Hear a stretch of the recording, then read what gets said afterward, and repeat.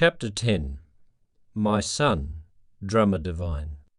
Miridangame prodigy Ravi Padmanabhan was recently in town and performed with a singer and a tambura player before 3 standing room, only crowds at the Wellesley Theatre. After hearing a brilliant performance, our Fictional's London reporter sat down with Nageswaram Padmanabhan, the artist's father, to hear the story of his son's long, hard road to acclaim. Reporter: how old was Ravi when you first noticed his talent? He was a baby.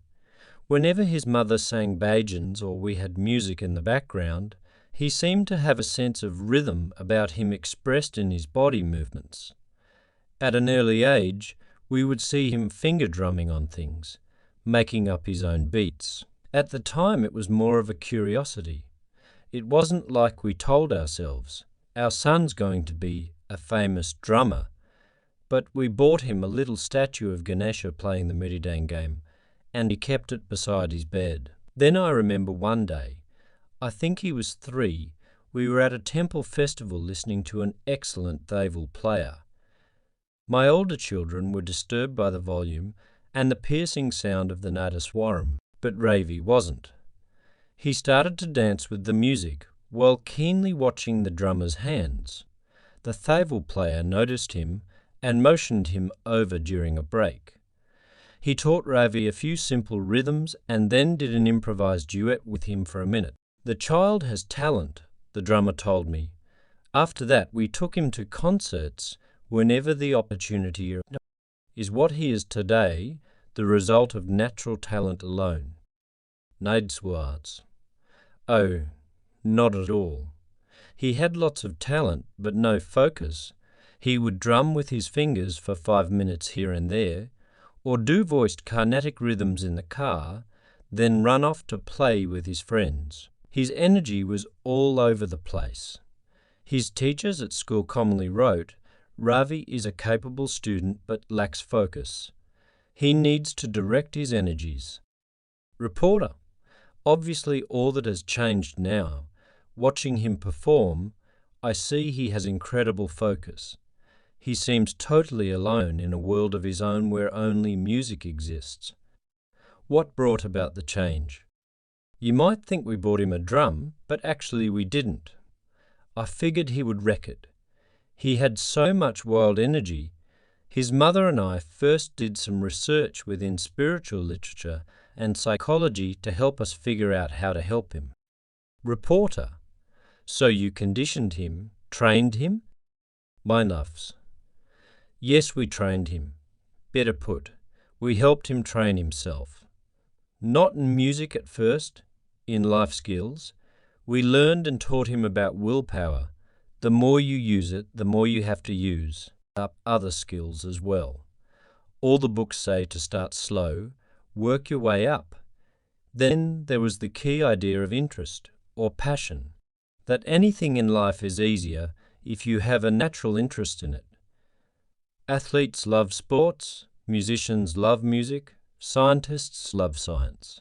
Another life skill we focused on was cleanliness. Reporter: how did that relate to the music? We used one to help with the other. When he was little, he had difficulty with taking baths, brushing his teeth, cleaning up after himself. Too busy to remember, or better things to do. So we made a game of it. We had him brush his teeth to his own beats and rhythms. He had incredibly clean teeth for a while.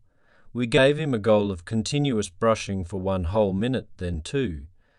Before that, he would make 2 swipes and say he was done. Being urged to create music while brushing helped him be more thorough and consciously conscious.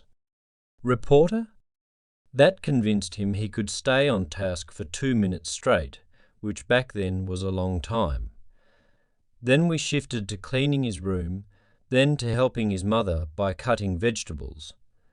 The emphasis was not only on doing the task, but completing it and doing it well. He learned that unfinished tasks can build up, and a long list of things still undone makes anyone feel burdened and ill at ease. The cycle of unfinished tasks and procrastination becomes a habit. To avoid that pitfall and remain in the know, Ravi learned the value of finishing each thing he starts and doing it to the best of his ability. Reporter, sounds too easy. Surely there must have been failures. There's lots of them. But we persisted. Starting with small increments of time was an important tactic. One of his tasks was to water the garden regularly. To provide sufficient water to all the plants takes about half an hour. At first he came in after a few minutes claiming it was all done. Going out to check, I found that several patches were still parched. He admitted to skipping them, complaining how boring it was. So we divided the landscape into 3 parts, watering each section for 10 minutes at different times. That was far more manageable. Reporter, how was he at school over the years? Quite similar. His school success progressed gradually. We had to allow for short shifts in homework. He was unable to sit for an hour straight. But 10 minutes on, 10 minutes off, for 2 hours amounted to the same thing. It was actually even more productive because knowing he would get a break in 10 minutes, he focused more intensely on the work. His productivity went up. This phenomenon is well researched and documented now. Few young people are capable of concentrating for long stretches. Business owners are realizing the old Henry Ford assembly line model actually decreases productivity over a period of time. The workers just get bored and slow down. Was there ever a key turning point? An aha moment? At age 12, he went to his mother and announced, "Mom, I want to be a professional drummer." It was a surprise to us. We hadn't yet started him on lessons. Our first response was, "But Ravi, you would have to work so hard." I wasn't sure he could manage it. I had read biographies of Indian musicians and knew a few personally. They assured me image of the starving artist trying to make it professionally was no joke. I knew how much practice time they put in. I told him it was a difficult life and that success was more uncertain than in other careers. But he was not dissuaded. What did you do then? We took him for an interview with his first teacher, Mr. Shankaran, here in London, to see if Ravi had the qualities needed to receive instruction. In Indian culture, you can't just pay a lot of money and hire a teacher, regardless of your potential. The traditional way is to prove your worth and be accepted by the teacher. Reporter, that sounds like an interesting encounter. It was. I thought it would be all about music. We admitted to the maestro that Ravi had not taken lessons, but seemed to have innate talent. Shankaran clapped out a few rhythms and asked Ravi to repeat them. Some were fairly complex. We were surprised how closely Ravi was able to replicate them. As the exercises proceeded, we noticed for the first time the fluid looseness of his movements, a quality we enjoyed in good drummers. Shankaran asked Ravi about willpower, not just how to use it, but what it is. Our son answered, "It's unlike other forms of energy which diminish as they are used. The more willpower you use, the more you have to draw from." The teacher was testing whether Ravi had the mental strength to make it. Reporter, I take it he was accepted for training, only conditionally at first. When the teacher was asking about finishing tasks, Ravi looked at his mother and me, begging us not to elaborate. I was thinking at the time, "Mutt, you've got the wrong man. This chap can't finish anything." But I stayed silent, and because Ravi was so eager to try, Shankaran took him on. I figured Ravi would last a month or so, but happily he proved me wrong. Reporter, how was that first month? We knew that we had to help him gain more self-discipline if we're to make this venture a success. We redoubled our efforts to have Ravi finish what he started, motivated by the opportunity to learn drumming, which he clearly loved. He was eager to cooperate. If we asked him to clean his room, he would do it completely. He wouldn't start the next task unless this was done. This discipline helped him to keep his awareness concentrated. His turn. Reporter, tell me about the music. The mirror game practice was done right on schedule, the same amount of time each day. The same principles applied in practice. Take up one task, or rhythm, and practice it to perfection. Then the next, no skipping on, or back, to easier parts. It wasn't a matter of just putting in the time. We told Ravi again and again, you must apply your willpower. Reading more about the subject, I learned that if a short-term goal isn't sufficiently motivating, you need to become engaged in a bigger picture. When Ravi found the practice monotonous, I reminded him of his love of music and his goal of becoming a world-class drummer. Reporter, this couldn't have been easy for a 12-year-old. Sure, there were days when he struggled. That's normal. The regimen was to practice 5 days of 7 each week. He learned to organise and execute the various tasks of his life and school, and he learned how to time manage his practice sessions. Once he got into that rhythm, so to speak, his progress was surprisingly rapid. Reporter, did he get holidays? Total breaks from it? Yes. Those helped too. We went on vacation to India, leaving the mridangam at home. I think it came along in his head though. The flight attendants on the Air India flight noticed his fingers working away. One even came and asked him to play, like air mridangam. We all had a good laugh. It broke the boredom of the plane ride. Was there ever a point when he wanted to give up? Never. At least not that he ever let on to me. Reporter, in Ravi's bio I read that he studied in India. How did that come about? Mr. Shankaran's teacher, Skandinathan, came here to give a concert. Shankaran took all his students to see the amazing performance and brought them backstage afterwards.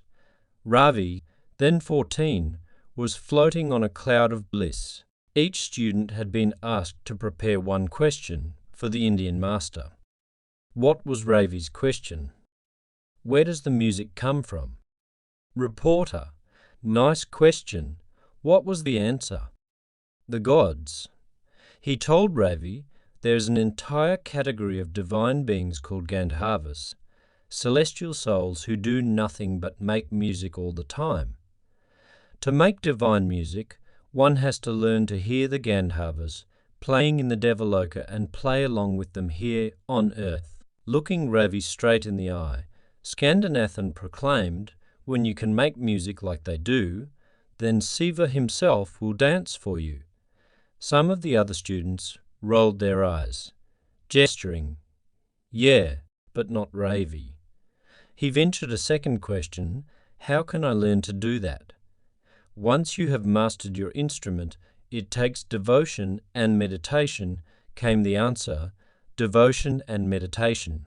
After that meeting, our visits to the temple took on new meaning, plus Ravi hauled me off to meditation class. Our roles reversed. It was he pressuring me. In the meditation classes, we learned to feel the energy in our spine and the energy in our head, which is the source of the energy in our mind and emotions. Ravi caught the idea that music comes from tapping into this energy and letting the divine inspiration flow out in notes and rhythms. Reporter, he could actually do that. Yes, I was amazed. As he became more devotional, poised and introspective, his music changed. That divine quality you heard tonight started to appear. Sometimes I would look at him practicing and almost see the Gandharvas floating above him, furiously playing in a celestial concert with their human colleague. Reporter, how many hours a day did he practice? You may be surprised, but for the first 6 years, he practiced just 90 minutes a day, in 3 sessions of 30 minutes each. You should have seen him, so concentrated, so determined to get the rhythms right, so keen to teach his fingers to do what his heart could hear. I think he progressed more in one of those half-hour sessions than most students do in 2 hours. Plus, by breaking it up, he was fresh for each round. We also set out 5 opportunities per day for 3 30-minute sessions. If he missed one, he could use an alternative time slot. That way he rarely failed to meet his 90-minute goal. Reporter: but he didn't go to study in India right away, did he? No, we wanted him to finish high school, but more importantly, he wasn't ready musically. He had more work to do with Shankaran. He had to get near the level his teacher had attained, to study with Shankaran until he could take him no farther. He also had to mature as a person. He had to realize that the most beautiful music is the most disciplined music. And because his practice sessions were not too long, he still had time for other things important to a teenager. In India, the demands would be far more. Well, demanding? Reporter, who finally decided that he'd go to India for those years of advanced training. Nod. To become the remarkable drummer Ravi is today, it took God's grace, which he received through the temples, through his meditation and his communion with the divas of music while playing. To those blessings add his innate talent, a passion for the art, diligence, willpower and practice, and you have an inkling of how his prodigious musical gifts evolved. When his mother and I hear him play, and then watch the audience respond, all those years of work seem mercifully distant. Like the audience tonight, we get to bask in the joy and transcendent spirit of a divine music our son is bringing to the earth.